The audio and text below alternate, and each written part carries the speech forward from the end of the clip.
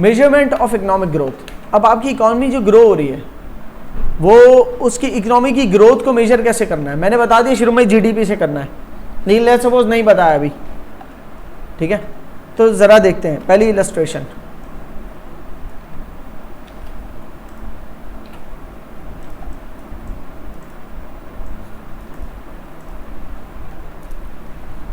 Suppose एक economy के अंदर एक फिशरमैन जो है पूरे साल पूरे फिस्कल ईयर एक ही ट्रांजैक्शन हुई, बड़ी अजीब सी बात कर रहा हूँ, प्रैक्टिकली एक नहीं होगी लेकिन समझने के लिए एक ट्रांजैक्शन हुई कि एक फिशरमैन ने $20 की फ़िश बेची, $20 में जितनी भी फ़िश आती है वो सेल की, ठीक है। तो क्या हुआ एक्चुअली, इसका मतलब $20 की वैल्यू की फ़िश प्रोड्यूस की गई, इसका मतलब $20 की फ़िश खरीदी गई, इसका मतलब $20 की फ़िश बेच के कमाया गया, तीनों मतलब है, ठीक है। फिशरमैन ने $20 की फ़िश बेची, इसका मतलब क्या है, इतनी वैल्यू प्रोड्यूस हुई, ठीक है ना। आउटपुट की वैल्यू क्या है, $20। इसका एक और मतलब क्या है, जो खरीदारी की गई, कंज्यूमर से खरीदारी की ना, ठीक है ना। तो एक्सपेंडिचर जो कंज्यूमर्स का एक्सपेंडिचर हुआ, जिसको कंज्यूमर एक्सपेंडिचर कहते हैं, कंज्यूमर की जो स्पेंडिंग है एक्सपेंडिचर, वो $20 हुआ। क्यों, क्योंकि फिशरमैन ने जो इनकम कमाई $20 का की मछली बेच के कमाई। तो इकोनॉमिक एक्टिविटी $60 नहीं हुई है, इकोनॉमिक एक्टिविटी $20 की हुई है। उसी इकोनॉमिक एक्टिविटी को अलग अलग अंदाज में देख लो, ऐसे देख लो कि कितने की प्रोड्यूस हुई तो 20 की, ऐसे देख लो कितने की बिकी तो 20 की, मतलब कितने कमाए गए तो 20 ही कमाया, या ऐसे देख रहे हो कि कितने की खरीदी गई, कितने का एक्सपेंडिचर हुआ तो 20। तीनों में से कोई भी एंगल उठा लो आपकी जीडीपी कैलकुलेट हो जाएगी, कोई किसी भी एक तरीके से, सही ना। तो या तो आप प्रोडक्शन देख लो, या तो आप स्पेंडिंग एक्सपेंडिचर देख लो, या तो आप इनकम देख लो। क्लियर हो रही है?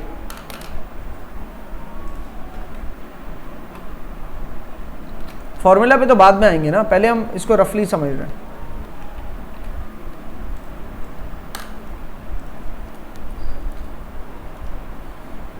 सपोज एक इकॉनमी में 3 लोग हैं, बेकर, कैंडल स्टिक मेकर और एक बुचर, और एक $10 का नोट है, ठीक है।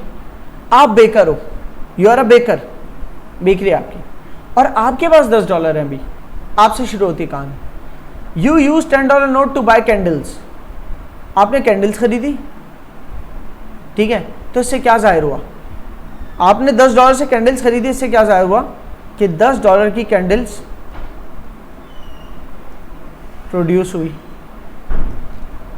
$10 की, या दूसरा तरीका देख लो, $10 की कैंडल्स खरीदी गई, प्रोड्यूस्ड, बॉट, या तीसरा $10 की कैंडल्स सेल हुई, सोल्ड, सोल्ड से इनकम होती है ना, जिसने बेची उसकी इनकम हुई, जिसने खरीदी उसका एक्सपेंडिचर हुआ, सही ना, जिसने प्रोड्यूस की उसका आउटपुट हुआ। लेकिन हुई $10 की ही इकोनॉमिक एक्टिविटी है, अभी सिर्फ कैंडल खरीदी गई है $10 की, सही। तो जीडीपी क्या है, $10। इतनी बात समझ में आ गई। अब इसी को हम एक्सटेंड करते हैं,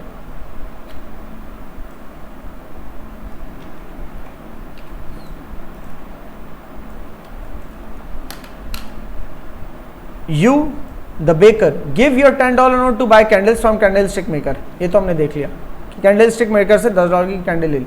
फिर वो जो कैंडल स्टिक मेकर है, she uses this $10 income to buy meat from the butcher, वो यही $10 की अपनी इनकम को बुचर से मीट खरीदने के लिए इस्तेमाल कर रही है। तो अब एक और इकोनॉमिक एक्टिविटी हो गई, बुचर ने मीट प्रोड्यूस किया। फिर the butcher uses his income of $10 to buy $10 bread from your bakery, और बुचर ने वो $10 का नोट यूज किया तुम्हारी बेकरी से ब्रेड खरीदने के लिए, घूम फिर के तुम्हारे पास आ गई $10 की नोट। तो एक ही $10 की नोट 3 दफा घूमी, सही ना। तो नोट क्या, नोट तो खाली वही एक तरह से व्हीकल की तरह घूम रही है ना, वो तो एक बहाना है परचेज का, कि एक करेंसी स्टोर ऑफ वैल्यू होती है जो बताती है मेरे हाथ में एक वैल्यू है, तो वो देखिए उसके बदले कोई वैल्यूएबल चीज ले रहे हो, राइट। बार्टर सिस्टम में तो हाथ के हाथ होता था, इसमें ये कि नोट चल सकती है, ठीक है। तो क्या क्या हुआ, $10 का कैंडल प्रोड्यूस हुआ, प्रोडक्शन क्या हुई, प्रोडक्शन $10 की कैंडल हुई, $10 का मीट हुआ और $10 की ब्रेड, ठीक है। कंजम्पशन की बात करें या कंज्यूमर्स की एक्सपेंडिचर, वो भी यही तीन चीजें। खरीदी क्यों गई, कंज्यूम करने के लिए ना। इसमें यह मत कहना कि खरीद के रख दी कंज्यूम नहीं क्यों, भाई खरीद ली मतलब कंज्यूम समझो। कंजम्पशन और इनकम, कमाया कैसे गया, $10 की कैंडल सेल करके कमा गया, $10 का मीट सेल करके कमाया गया और $10 की ब्रेड सेल करके कमाया गया। तो चाहे प्रोडक्शन मेथड से ले लो $30 आएगी इकोनॉमिक जीडीपी, या कंजम्पशन मेथड से ले लो तब भी $30 जीडीपी आनी है, या इनकम मेथड से ले लो तब भी $30 जीडीपी आनी है। क्लियर हो रही है बात।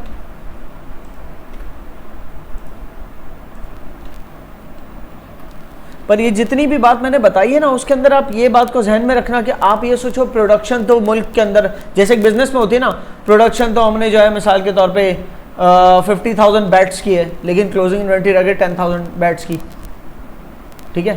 तो भाई आप अभी इकोनॉमिक्स के कॉन्सेप्ट को सिंप्लीफाई करने के लिए आप क्लोजिंग इन्वेंटरी को साइड पे कर दो, समझो कोई क्लोजिंग इन्वेंटरी नहीं है, बड़ी इनिशियल जो प्रोड्यूस करें वो बिक रहा है, सही। और जो बिक रहा है मतलब कंज्यूम हो गया, हो रहा है जो भी, मतलब फॉर एग्जांपल अगर मैंने फ्रिज खरीदा, तो फ्रिज खरीदा तो वो तो कंज्यूम थोड़ी हो गया यूँ, तो वो तो सालों साल चलेगा, लेकिन फ्रिज का खरीद लिया जाना वो कंज्यूमर एक्सपेंडिचर तो बन गया ना। चलो कंज्यूम नहीं हुआ लेकिन कंज्यूमर एक्सपेंडिचर तो हो गया ना।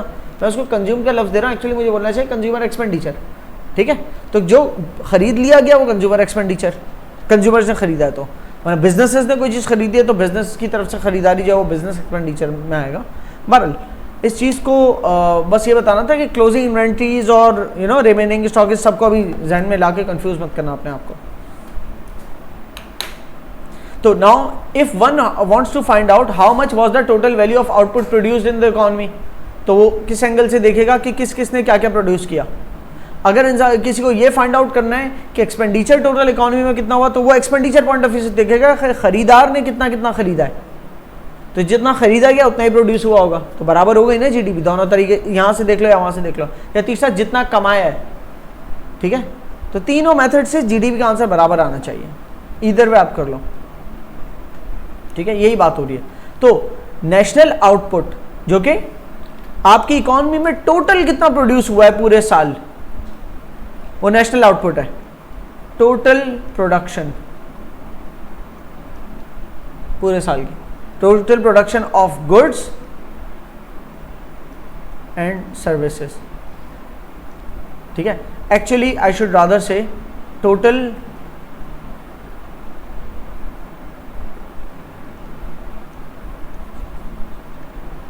Value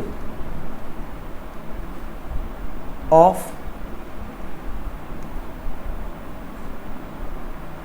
total value of goods and services produced throughout the year, ठीक है ना। in fact I should make it even better, total value of final goods and services produced throughout the year, सही है।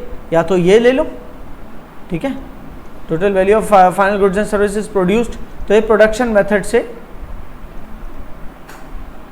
आपकी जीडीपी या आपकी national output आ जाएगा। इसको कहते हैं नेशनल आउटपुट, नेशनल आउटपुट पूरी इकोनॉमी का बोल रहा हूँ।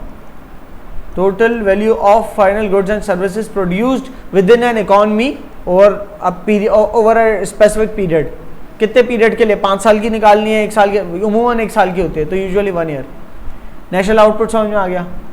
नेशनल इनकम अगर बात करें तो नेशनल इनकम क्या होगी कि आपके जो इकोनॉमी के जो एजेंट्स हैं उन्होंने पूरे साल कितना कमाया, वो नेशनल इनकम है, ठीक है।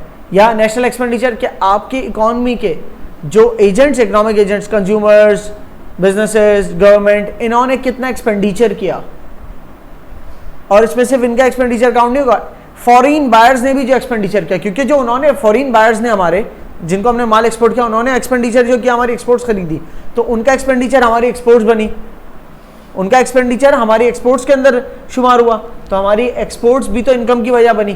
तो जब उनको बेचे हुए माल को इनकम में काउंट कर रहे हो तो उनका खरीदा हुआ, उनकी तरफ से देखे तो उनका खरीदा हुआ माल एक्सपेंडिचर वो भी तो काउंट करोगे ना, ठीक है। बहरहाल तो ये जीडीपी के बराबर होता है। आप पूरे मुल्क का जो पूरे टोटल साल का आउटपुट है वो ले लो, मतलब प्रोडक्शन, या पूरे मुल्क के अंदर कितना एक्सपेंडिचर किया गया, मतलब दूसरों ने कितना खरीदा, लेकिन इन दूसरों में सिर्फ फर्म्स, इंडिविजुअल्स और गवर्नमेंट शामिल नहीं है, बल्कि फॉरेन बायर्स भी शामिल है कि उन्होंने कितना स्पेंड किया आपके मुल्क के अंदर, ठीक है, कुछ खरीदने के लिए। और थर्ड है इनकम, कि आपके मुल्क के इकोनॉमिक एजेंट्स ने जो मौजूद है आपके मुल्क के, मतलब आपके बॉर्डर्स के अंदर जो रह रहे हैं सारे वो इकोनॉमिक एजेंट्स, उन्होंने कितना कमाया पूरे साल, ठीक है। ये आपस में तीनों चीज़ें बराबर है जो कि जीडीपी कहलाती है। क्लियर हो गया? देखो थोड़े से कुछ डिफरेंसेस आएंगे जब एडवांस पढ़ोगे। एक जैसे दो टर्म्स है, जीडीपी ग्रॉस डोमेस्टिक प्रोडक्ट, और दूसरी है ग्रॉस नेशनल प्रोडक्ट। तो ग्रॉस डोमेस्टिक प्रोडक्ट होती है कि विद इन द बॉर्डर्स कितनी इकोनॉमिक एक्टिविटी हुई पूरे साल, वो ग्रॉस डोमेस्टिक प्रोडक्ट है। और ग्रॉस नेशनल प्रोडक्ट का मतलब ये होता है आपकी नेशन से ताल्लुक रखने वाले, आपके मुल्क के जो लोगों ने जितनी इकोनॉमिक एक्टिविटी की, अब उसमें वो लोग भी शामिल है जो मुल्क से बाहर है।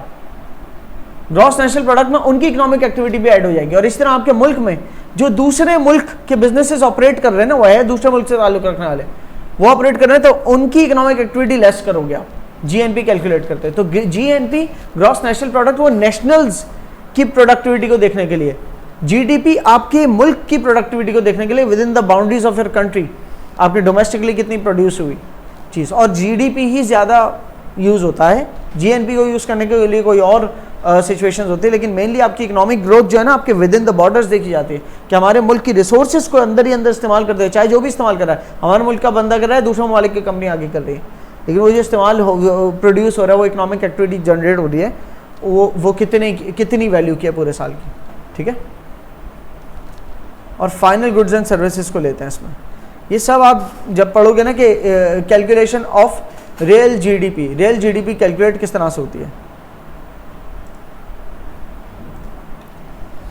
रेल का लफ्ज़ जो आ रहा है ना, जितनी जगह भी पढ़ोगे, यहाँ पर रेल का लफ्ज़ आ रहा है, ये पीछे भी बहुत जगहों पर मैंने रेल का लफ्ज़ यूज़ किया है, उसको यूज़ करने की वजह अभी आपको समझ में आएगी। बहरहाल अभी जीडीपी समझो कि आपकी जीडीपी कैलकुलेट किस तरह होती है। तो पीछे 2-3 दफ़ा ये बात हो गई, दोबारा लिखी हुई है, आउटपुट मेथड से, एक्सपेंडिचर मेथड या इनकम, तीनों में से किसी मेथड से भी कर लो, ठीक है, जीडीपी कैलकुलेट। लेकिन आगे बढ़ने से पहले ये पैराग्राफ बड़ा इंपॉर्टेंट है कि इन थ्योरी ये बोलना कि चाहे इस मेथड से करो, दूसरे से या तीसरे से करो, जीडीपी बराबर ही आएगी, लेकिन प्रैक्टिकली जीडीपी कैलकुलेट करना it's a very complex procedure.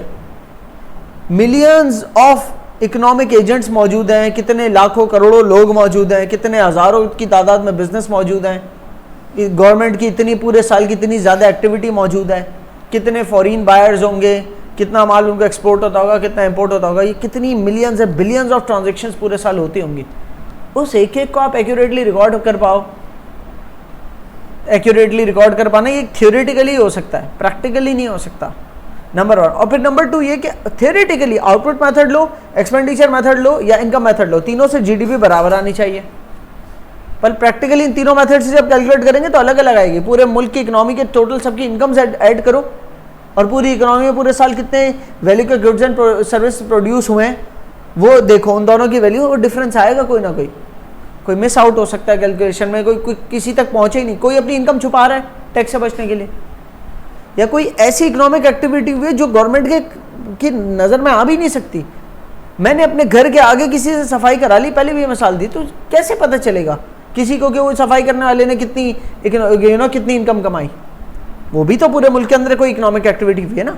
तो इस तरह की तमाम इकोनॉमिक एक्टिविटीज़ जो सब्सिस्टेंस वाली नेचर की होती हैं, कि जिसमें आप, जैसे सब्सिस्टेंस फार्मिंग नहीं होती कि आप ही अपने गुड्स प्रोड्यूस करते हो और आपकी फैमिली उसे कंज्यूम कर लेती है, बेचते नहीं हो किसी को, तो इस तरह की जितनी इकोनॉमिक एक्टिविटीज़ है उसमें क्या इनकम हुई, क्या प्रोड्यूस हो, कुछ भी नहीं सामने आ सकता। बात सही, तो बहुत सारी चीज़ें छुप भी सकती हैं, आपके वाजे ना भी हो, but again to calculate nothing would be, मतलब एक कुछ भी कैलकुलेट ना करना, तो वो सिचुएशन ऐसे आ जाएगी, इकॉनमी फिर चलेगी कैसे, आप मेजर कैसे करोगे चीज़ों को। तो अपना बेस्ट करो, जितने बड़े बड़े सेक्टर से जो जो इन्फॉर्मेशन हासिल हो सकते हैं, और उससे एयर ऑन एयर एक इकॉनमी इंप्रूव होती चली आती है इस जीडीपी को कैलकुलेट करने के तौर पे। लेकिन आप ये नहीं कह सकते कि परफेक्टली कोई इकॉनमी अपनी जीडीपी कैलकुलेट करती होगी, नहीं कर सकते। ये कोई फिश वो वाली मिसाल थोड़ी कि इकॉनमी में 3 ही एजेंट्स थे बस, एक बुचर था, एक जो है वो कैंडल स्टिक मेकर था, और तीसरा बेकरी थी, और उन तीनों ने एक $10 की नोट, जो पीछे दी एग्जाम्पल। ऐसी बड़ी इकॉनमी में ये थोड़ी होता है, ठीक है। बहरहाल इस बात को समझते हुए आगे बढ़ना कि जो हम कर रहे हैं थियोरेटिकली बातें हैं कि तीनों मेथड से बराबर आएगी। आउटपुट मेथड का फॉर्मूला अगर आपको निकालो कि प्रोडक्शन, जो हमने कही टोटल प्रोडक्शन कैलकुलेट कर लो, लेकिन कैसे करो, तो उसकी भी तो कोई फॉर्मुलेशन होनी चाहिए। हाँ, तो टोटल प्रोडक्शन ऐड कर दो तमाम सेक्टर्स की, तमाम सेक्टर्स के फाइनल गुड्स की टोटल प्रोडक्शन ऐड कर दो, तो आपकी आउटपुट मेथड से जीडीपी निकल आएगी। मतलब ये कि प्राइमरी सेक्टर का आउटपुट, सेकेंडरी सेक्टर का आउटपुट और टर्शियरी सेक्टर का आउटपुट, इसको ऐड कर दो तो हमारी क्या निकल आई, जीडीपी। लेकिन अगेन फाइनल लेना है। अगर प्राइमरी सेक्टर का कोई ऐसा आउटपुट है जो सेकेंडरी सेक्टर में इनपुट हो रहा है, फिर सेकेंडरी सेक्टर वो टर्शियरी को बेच रही है, और फिर टर्शियरी सेक्टर से कंज्यूमर को फाइनली बिक रहा है, तो फिर वो फाइनल वैल्यू लोगे। लेकिन अगर प्राइमरी सेक्टर का आउटपुट है जो कि डायरेक्टली कंज्यूमर खरीदा, तो उसको ले लोगे। जैसे कि मिल्क है, मिल्क काउस को मिल्क करके डायरेक्टली कंज्यूमर को सेल किया, तो वो डायरेक्टली काउंट कर लोगे कि लेट्स सपोज $10 का मिल्क सेल किया है, ठीक है ना। लेकिन अगर मिसाल के तौर पे उसमें से कुछ तो कंज्यूमर ने ले लिया, सही है। इसके अलावा कोई प्राइमरी सेक्टर की अगर बात करें, चले वुड की, टिम्बर की, टिम्बर प्राइमरी सेक्टर ने जना दरख्तों से लकड़ियाँ काट के सेकेंडरी को सेल की, सेकेंडरी ने उसको प्रोसेस किया, ठीक है, और उसका फर्नीचर बनाया और फिर उसको टर्शियरी को बेचा। टर्शियरी सेक्टर ने शोरूम्स के अंदर वो फर्नीचर को डिस्प्ले किया, ठीक है, और वो सेल कर दिया। तो अब टिम्बर की वैल्यू भी नहीं लेंगे क्योंकि टिम्बर की वैल्यू ऑलरेडी फर्नीचर में एडेड है। फर्नीचर की भी नहीं लेंगे क्योंकि फर्नीचर की जो शोरूम में माल बिका है ना, उसके अंदर सब एडेड है। और सिर्फ वो फर्नीचर मिसाल के तौर पे $1000 का बिका है अगर, तो उस $1000 में सब शामिल हो गया। उस $1000 में शोरूम का प्रॉफिट भी शामिल हो गया, और शोरूम ने जितने का लिया था मिसाल तौर पे $800 का, तो $800 वो सेकेंडरी सेक्टर का भी शामिल हो गया।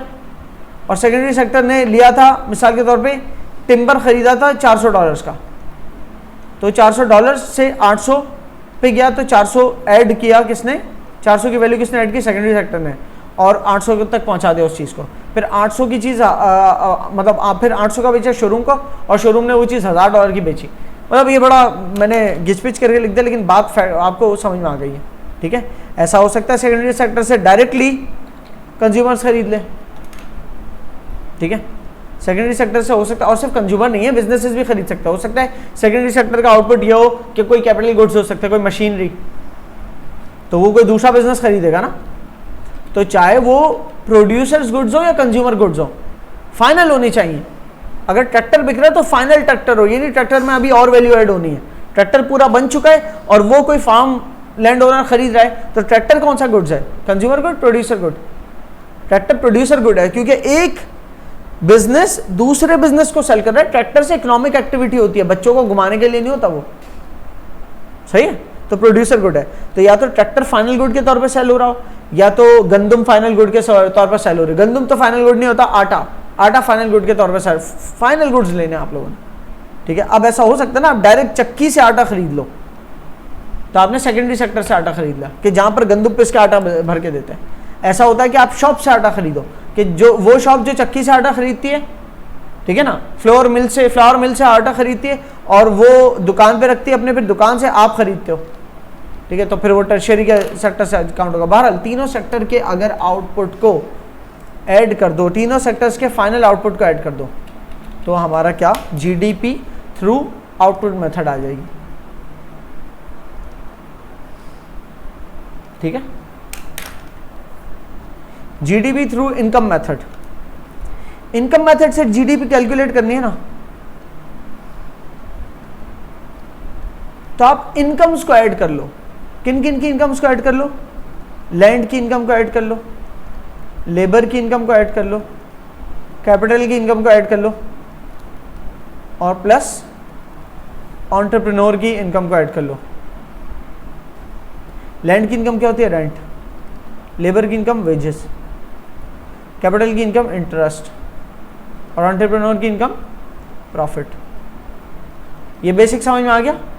अब देखो ये क्या कहता है, ये कह रहा है इनकम मेथड जीडीपी को इनकम मेथड से कैलकुलेट करना है, तो फैक्टर इनकम को उठाओ, फैक्टर इनकम को लो और फैक्टर इनकम में बिजनेस इनकम को ऐड कर लो। अब इसमें से फैक्टर इनकम क्या है? ये 3, ये फैक्टर्स हैं, ये फैक्टर्स ऑफ प्रोडक्शन है, और ये बिजनेस की इनकम है जो कि इनको कंबाइन कर रहा है। तो बिजनेस की इनकम होती है प्रॉफिट, और बाकी फैक्टर्स की इनकम क्या होती है? इंटरेस्ट, वेजेस और रेंट। क्लियर है? तो इनकी इनकम्स को ले लो, फैक्टर इनकम और बिजनेस इनकम को ऐड कर दो तो क्या बनेगा? इनकम मेथड से जीडीपी आ जाएगी। ठीक है ना? तो अब मैं यहां पर ले रहा हूं factor income plus business income. ठीक है? इनकम मेथड से जीडीपी कैलकुलेट होती है, जो कि यहाँ पर लिखी हुई भी है वही चीज़ कि एम्प्लॉयज़ की कॉम्पनसेशंस, एम्प्लॉयज़ को जो कॉम्पनसेशंस देते हैं ना, मतलब सैलरीज वगैरह और जो fringe benefits and everything, compensation में सब शामिल है। तो एम्प्लॉयज़ की कॉम्पनसेशंस फैक्टर इनकम में आ गई, क्योंकि फैक्टर्स ऑफ प्रोडक्शन में क्या है? लैंड, लेबर और कैपिटल। लैंड की फैक्टर इनकम और कैपिटल की फैक्टर इनकम प्लस बिजनेसेस की इनकम। बिजनेस खुद फैक्टर ऑफ प्रोडक्शन नहीं है, पर बिजनेस वो फैक्टर है जो फैक्टर्स ऑफ प्रोडक्शन को कंबाइन करता है, राइट? तो उसकी इनकम को अलग कर दिया इसने।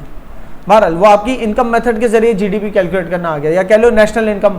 इन तीनों, इन सबके इनकम को ऐड कर लो, नेशनल इनकम कहलाते हो। National income is GDP. सबसे important method expenditure method. Expenditure method GDP का कैसे कैलकुलेट होता है?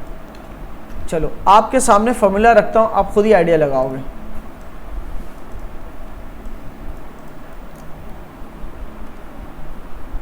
जीडीपी कैलकुलेट कर रहे हैं थ्रू एक्सपेंडिचर मेथड। किस किस के एक्सपेंडिचर्स लिए?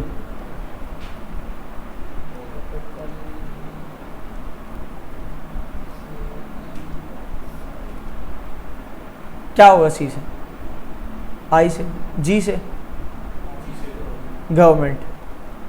अब ये एक इकोनॉमिक एजेंट हो गया है, तो सोचो ये भी तो एक इकोनॉमिक एजेंट के ले लिए। सी से कंज्यूमर्स, हाउस होल्ड्स, कंज्यूमर्स। ये क्या है?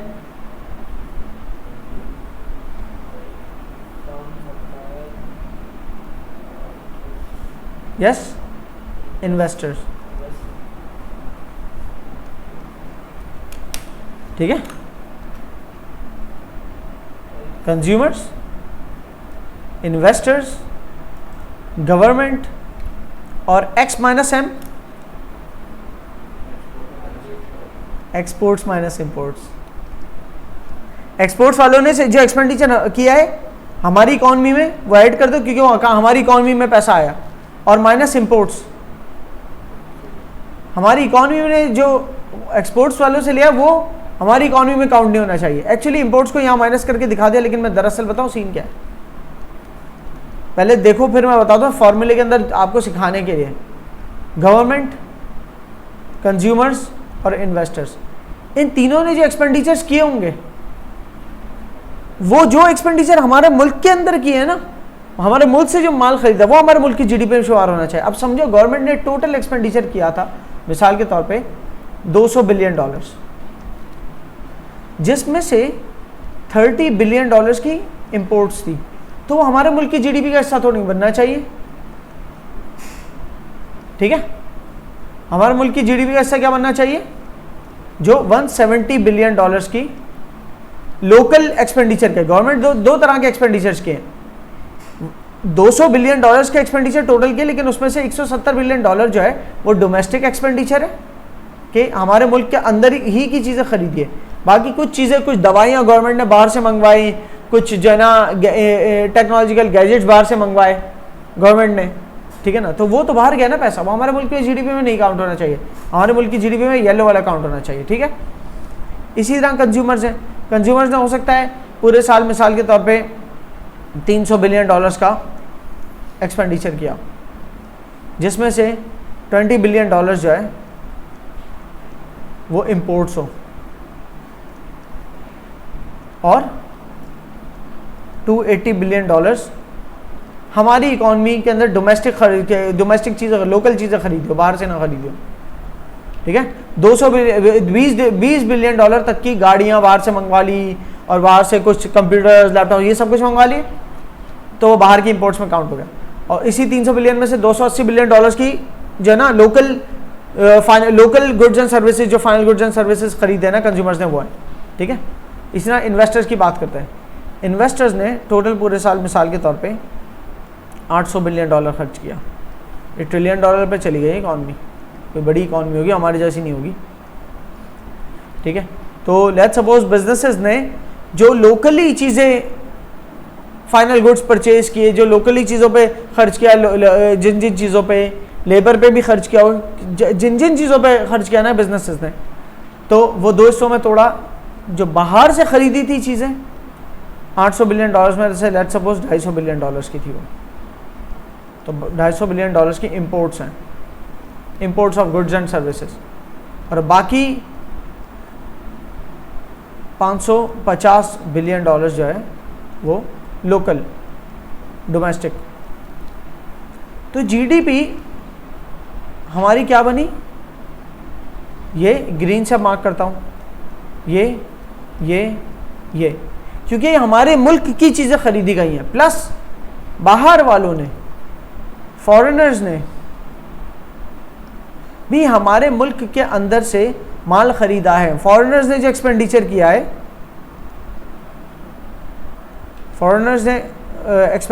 है, वो हमारे मुल्क के एक्सपोर्ट्स के बराबर है। तो हमारे मुल्क से एक्सपोर्ट जो भी है वो भी हमारे मुल्क की जीडीपी का हिस्सा है। लेट्स सपोज हमारे मुल्क से एक्सपोर्ट्स हुए $150 बिलियन की, अपने मुल्क की टोटल जीडीपी $400 बिलियन के अंदर ही है, तो ये तो अभी कहाँ पहुँचा दी है, ठीक है। तो जीडीपी हमारी टोटल कैलकुलेट होनी चाहिए, वो ये इंपोर्ट्स नहीं गिनी, तो कितनी होनी चाहिए, 170 + 280 + 550 + 150, 600, 700, 800, 900 और 1050,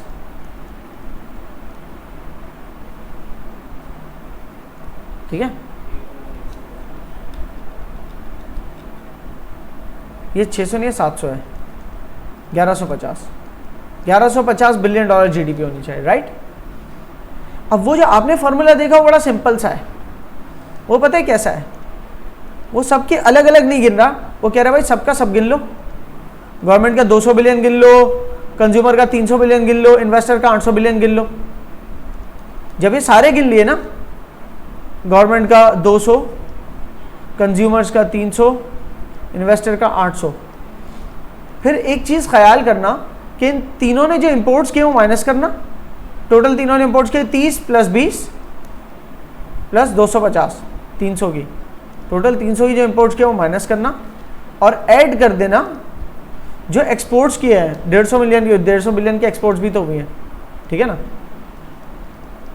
तो वो इसने कहा कि एक्सपोर्ट और इंपोर्ट मिलते जुलती चीज़ है ना, फॉरेन ट्रेड है, तो उसको साथ ही रख लो, सही। तो ऐसे भी कर लो, 1100, 1200, 1300 में से 150 गए, 1150 आंसर आया, सही। वैसे हर एक ने, कंज्यूमर ने जो इंपोर्ट किया होगा वो कंज्यूमर के अंदर से 300 में से माइनस होना चाहिए था, इन्वेस्टर्स ने जो इंपोर्ट किया होगा वो उनमें से माइनस, लेकिन फिर सारी इंपोर्ट्स को एक साथ माइनस करके दिखा दिया है इस फॉर्मूले, ठीक है ना। और सारी एक्सपोर्ट्स के अंदर से सारी इंपोर्ट्स माइनस कर दी, तो नेट आपका चाहे एक्सपोर्ट्स माइनस इंपोर्ट का आंसर पॉजिटिव भी हो सकता है, नेगेटिव भी हो सकता है, लेकिन सबको कैलकुलेट करोगे तो जो 1150 आ रही है वो मेरी क्या है, जीडीपी थ्रू एक्सपेंडिचर मेथड, ठीक है ना। तो एक्सपेंडिचर मेथड इतने फड्डों में नहीं पड़ता, इतनी बाइफर्केशंस में नहीं जाता, वो खाली कहता है कि भाई टोटल आपका एक्सपेंडिचर इतना हुआ है, ठीक है ना, गवर्नमेंट की तरफ से, कंज्यूमर की तरफ से, इन्वेस्टर की तरफ से और फॉरेन बायर्स की तरफ से एक्सपेंडिचर इतना हुआ है, उस सारे एक्सपेंडिचर को ऐड करो और उसके अंदर से सीधा सीधा $300 बिलियन की जो आपकी इंपोर्ट्स हुए हैं वो माइनस कर दो, वो सीधा सीधा ये साथ। तो उस तरह से अपने एक्सपेंडिचर के मेथड के जरिए जीडीपी निकालनी। क्लियर हो गया।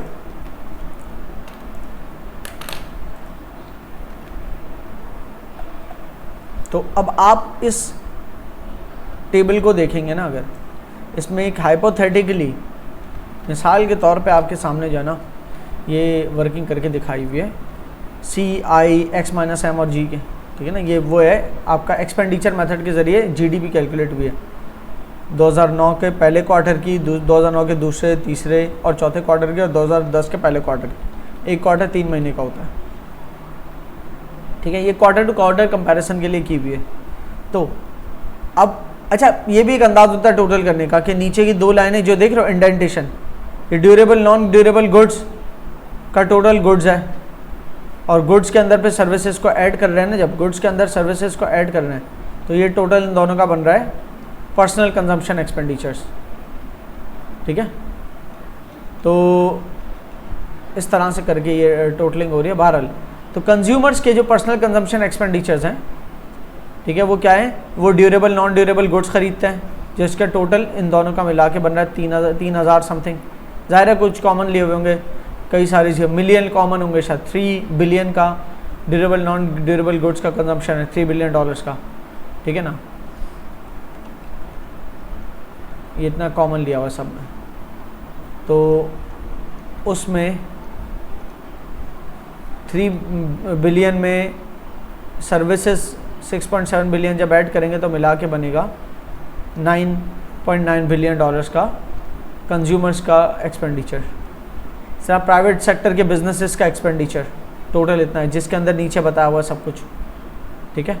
उसके बाद फिर एक्सपोर्ट्स माइनस इंपोर्ट्स, के एक्सपोर्ट्स कितनी हुई, गुड्स एंड सर्विसेज कितने एक्सपोर्ट हुए, तो टोटल एक्सपोर्ट्स बनी, और इंपोर्ट्स गुड्स एंड सर्विसेज कितने हुए, टोटल इंपोर्ट्स बनी। तो एक्सपोर्ट्स में से जब इंपोर्ट्स निकाली तो नेगेटिव आंसर आया, मतलब इंपोर्ट ज़्यादा थी, इतनी एक्सपोर्ट्स नहीं हुई जितनी इंपोर्ट्स हुई। तो $378 बिलियन का हमारा क्या है, ये नेगेटिव वो है आपका नेगेटिव एक्सपोर्ट्स माइनस इंपोर्ट्स का आंसर है।